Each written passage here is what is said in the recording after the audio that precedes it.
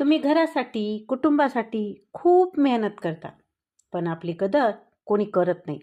असं वाटणं फार दुःखदायक असतं. कधी-कधी आपण इतकं देतो, इतकं करतो, की आपल्याला अपेक्षा असते, की किमान कौतुक किंवा आभार तरी मिळावे. पण जर ते न मिळालं, तर मन खचतं. एक लक्षात ठेवा, तुमच्या कष्टाची खरी किंमत तुमचं स्वतःचं मन जाणतं. तुमच्या प्रेमात, तुमच्या कष्टात कोणताही स्वार्थ नाही आणि त्यामुळे तीच तुमची खरी ताकद आहे. तुम्ही आयुष्यभर दुसऱ्यांसाठी जगलात, कुटुंबासाठी, घरासाठी, सर्वांच्या सुखासाठी. पण आज जेव्हा तुम्हाला आधार, आपुलकीची गरज आहे, तेव्हा कोणी तुमची कदर करत नाही, हे फार कठीण आहे. खरं सांगू का?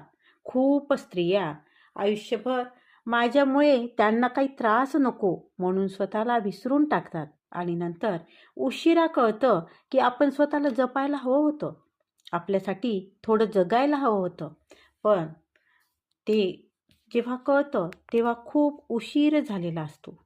पण अजूनही उशीर झालेला नाही. आजपासून स्वतःला जरा वेळ द्या. जे तुम्हाला आवडतं ते करा. भले गाणे ऐका, चालायला जा, एखादी छान गोष्ट वाचा. स्वतःसोबत थोडं शांत बसून स्वतःशी बोला. हळूहळू लोकांपासून अपेक्षा कमी करा, कारण अपेक्षा जास्त दुःख देतात. तुमचं आयुष्य फक्त दुसऱ्यासाठी नाही आहे, तुमच्यासाठीही आहे. तुम्ही जे केलं ते कमी नाही, पण आता स्वतःसाठी जगण्याची वेळ आली आहे आणि म्हणून आता थोडं स्वतःसाठी जगा. तुम्ही एकदा मनाला सांगा, मी जे करत आहे ते माझ्या मनापासून करत आहे. दुसऱ्याकडून काही अपेक्षा न ठेवता स्वतःच्या समाधानासाठी.